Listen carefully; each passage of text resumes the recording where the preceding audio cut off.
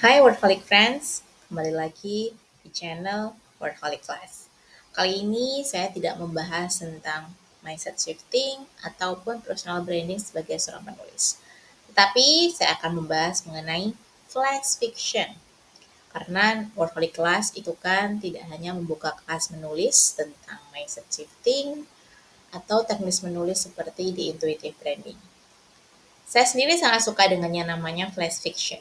Karena flash fiction itu bisa memberikan ide-ide segar gitu ya. Buat saya yang nulisnya nggak cuma satu.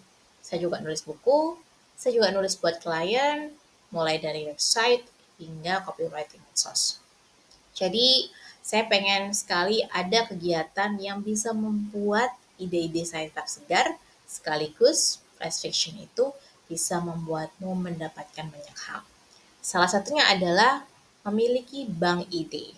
Wah, ini konsep yang mungkin sebagai penulis kamu udah paham sih soal bank ide. Jadi sebagai seorang penulis gitu ya, tentunya kamu tidak boleh kering gitu sumber idenya. Ada kalanya saya juga ngerasain sih, aduh kok mampet ya nggak bisa bikin tulisan yang bagus, terutama kalau udah deket deadline sama klien.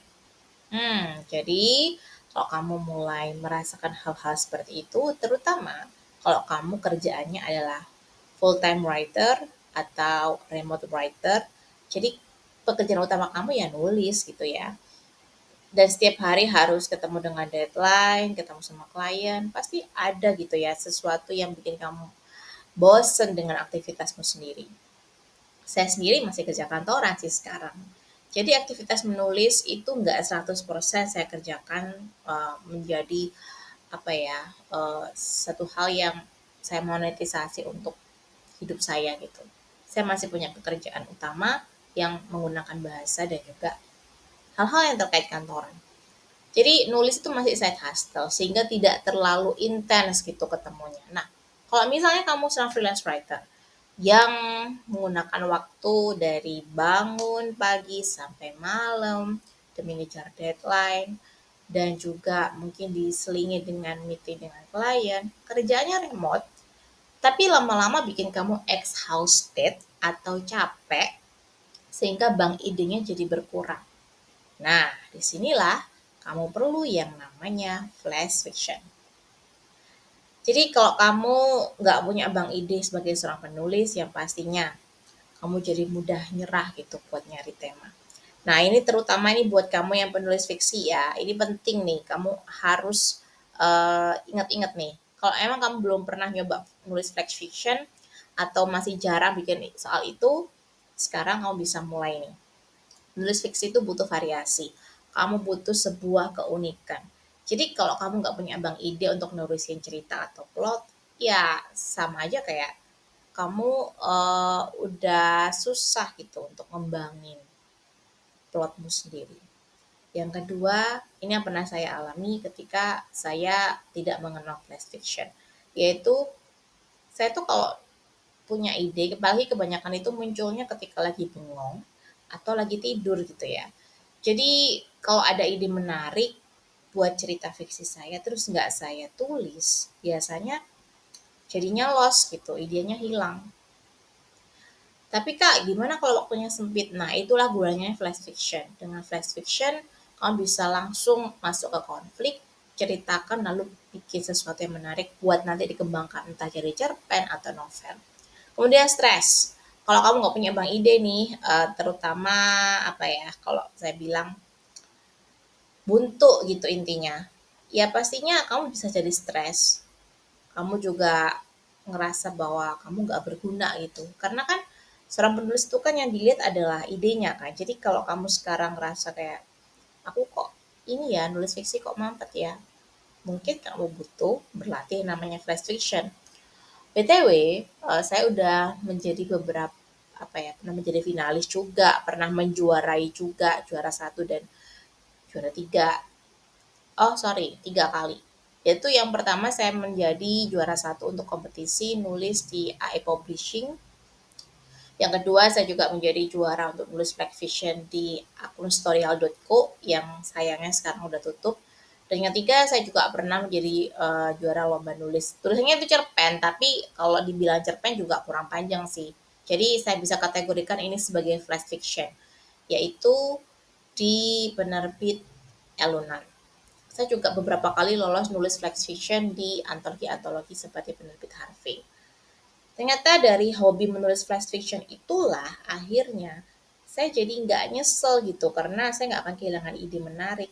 Ada beberapa tulisan pendek yang membuat saya bisa saya kembangin jadi tulisan lebih panjang. Salah satunya adalah Smart Kokila yang menjadi juara 3 novelet penerbit Lokamedia pada 2017. Saya mendapatkan ide itu karena saya keinget kalau saya pernah nulis flash fiction yang judulnya Mata Marta. Jadi Mata Marta ini menjadi juara 3 di Storyal.co. Waktu itu ceritanya adalah tokoh utama seorang tikus yang bisa nulis kaligrafi Jepang atau shodo. Dan dia yang ngajarin si tokoh manusianya. Itu ceritanya. Tapi akhirnya ketika si penerbit Lokamedia ini menyelenggarakan lomba novelet yang bukan manusia tokoh utamanya, akhirnya saya keinget kalau saya pernah bikin tulisan yang tokoh utamanya hewan dan dia mengerti itu memahami manusia.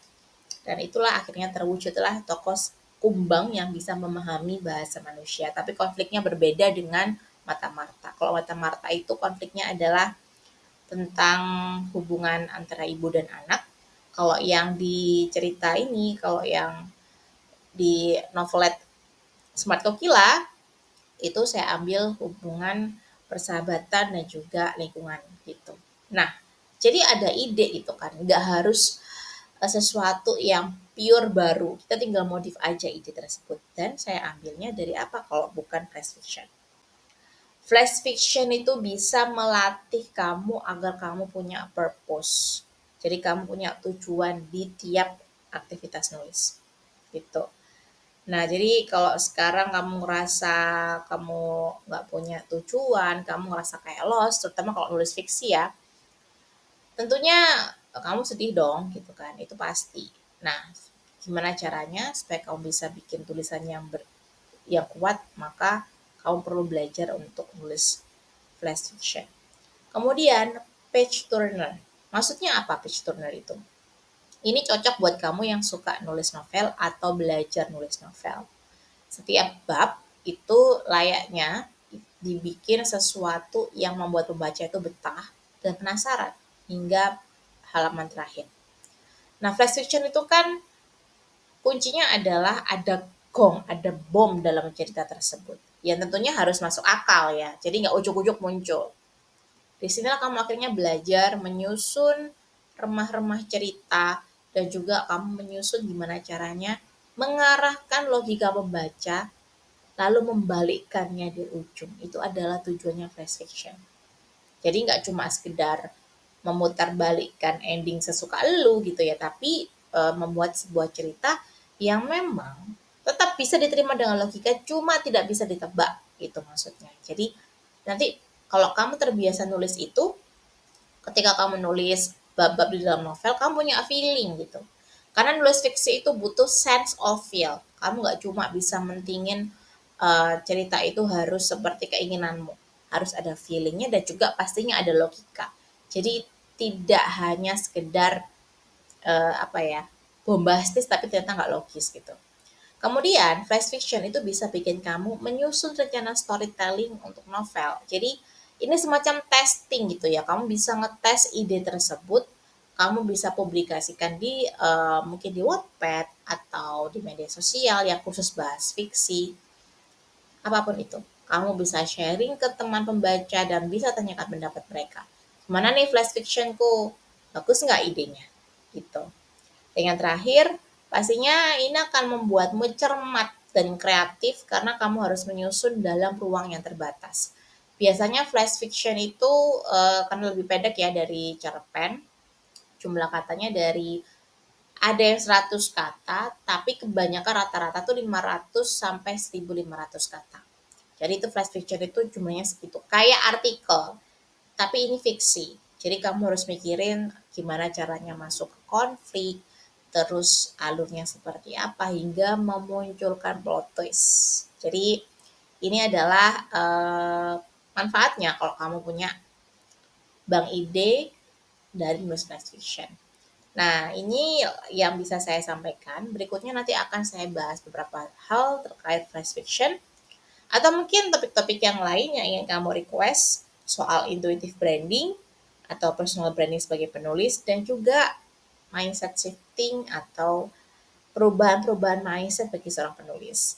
Jangan lupa klik tombol subscribe atau langganan, like video ini dan juga jangan lupakan tinggalkan komentar. Terima kasih karena sudah menonton hingga akhir. Sampai jumpa di episode berikutnya.